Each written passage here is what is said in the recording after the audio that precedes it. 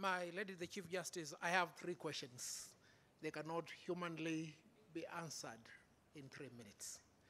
I'll suggest I answer them effectively because they are important to this clarification. My Lord Justice Ouko, you've asked, did the High Court or the Court of Appeal provide with exactitude the location of the basic structure doctrine? The answer is yes. And both the High Court and the Court of Appeal said, for you to identify the basic structure, you must look at the history beneath that particular article. Over and above the history, examine the text. Take, for instance, the judiciary. How did it migrate from the judicature to the judiciary? Because before the judiciary, the judicature was a department of the executive. To that extent, therefore, for you to locate the basic structure, you must confine yourself to those 2 fundamental guiding points. I will give you an example. Nelson Havi here is male, is a human being. He was born whole. To use the Bible verse in Genesis 1, and God looked at him and said, behold, a perfect being.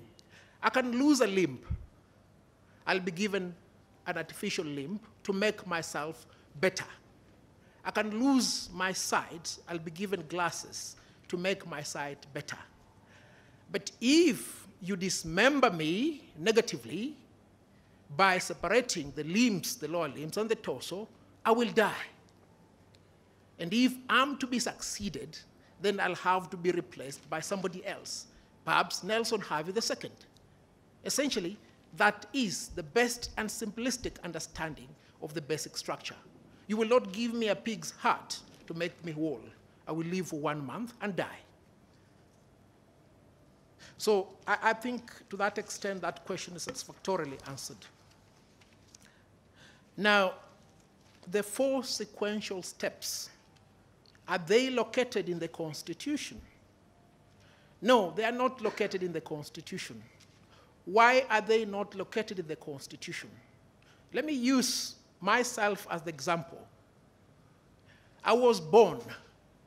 I will die. The manner of my death is not known.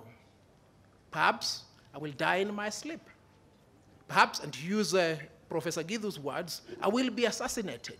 Because in my status, I cannot be murdered, I can only be assassinated. Perhaps I'll die of ailment. So you cannot define with exactitude the manner in which the Constitution will end. Therefore, if you see all these constitutions, the 2010, I believe, I'm not being asked to stop. The 2010, the 1969, and the 1963, they do not provide for the manner of end. But when you look at the 2010 Constitution, you will see it repealing the 1969 Constitution. Those 4 sequential steps, you will trace them from the writings of Professor Nubweze. I can categorize them as primordial, as the imperial creation. You cannot find them within the body. Let me give you another example from the Bible. Trace the genealogy of Jesus in the book of Matthew, Luke, or Mark. You will see it sequentially taken back to Joseph, to David, and finally to Abram and Adam. Beyond Adam, it is the Creator which is outside the being. And it is these basic concepts that must be read into the basic structure, doctrine, etc. And if there is a contradiction that may be introduced into this argument, let's go back to the being. There are 2 principles. One, we came into existence by creation. We'll follow the genealogy up to Adam. The other one, we came here by evolution. Whichever avenue you pursue, you must go back behind the being. And that is what we call the primordial power insofar as the constituent power is concerned. Now, constitutions are peculiar to France and the United States of America. These are the two countries that said will henceforth not be governed by an emperor or the King of England, but will formulate a way in which we'll govern ourselves. We'll set up a constitution with three fundamental organs: the executive, the judiciary, and the legislature, so that these functions will not be left to a monarch. Dr. Smokin Wanjala, you've asked, how did the word alter disappear? Was it deliberate?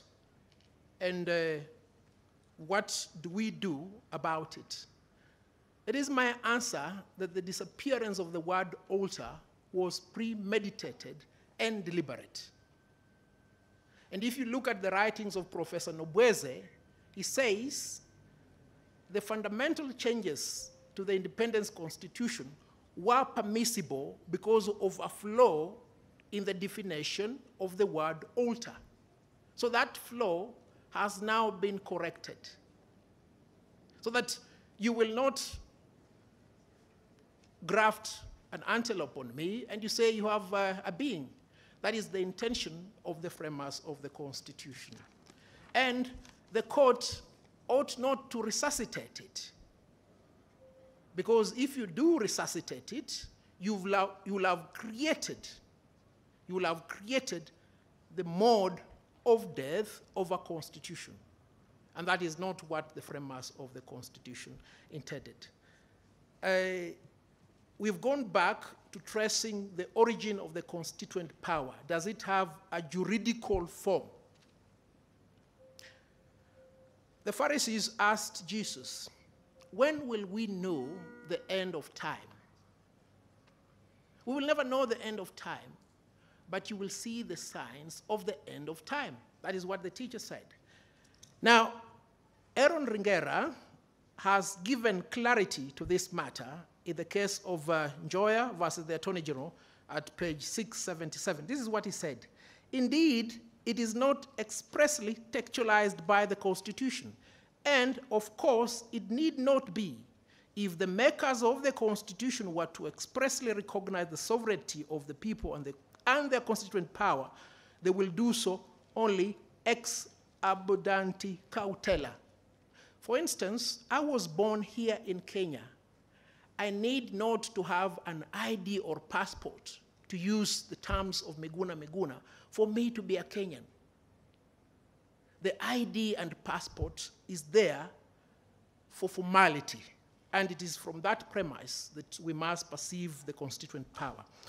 Justice Lenaola, you've referred to the Kesavananda case, and you've asked us to create a clarity of where these other facets of the basic structure reside outside 255(1)A to J. Now, that is the reason as to why they have to be basic. When we were in Musingu, Ongoya went to study power mechanics, and because I didn't have greater qualification when I joined high school, I studied art and design. But there is a dichotomy between a diesel engine and a petrol engine. There is the carburetor and the injector pump. And if you doubt this difference, if you attempt to kick it like a stone, you will not travel. It is as simple as that. Now, what is the foundation of a democratic state? The foundation of a democratic state is based upon the social contract, with the trichotomy of parliament, judiciary, and executive. And if any of those two are fused, then you are obliterating and obscuring that dichotomy. And I can say affirmatively, from my limited learning of the law, that the basic structure must of necessity include the executive, the judiciary, the legislature, and the Bill of Rights.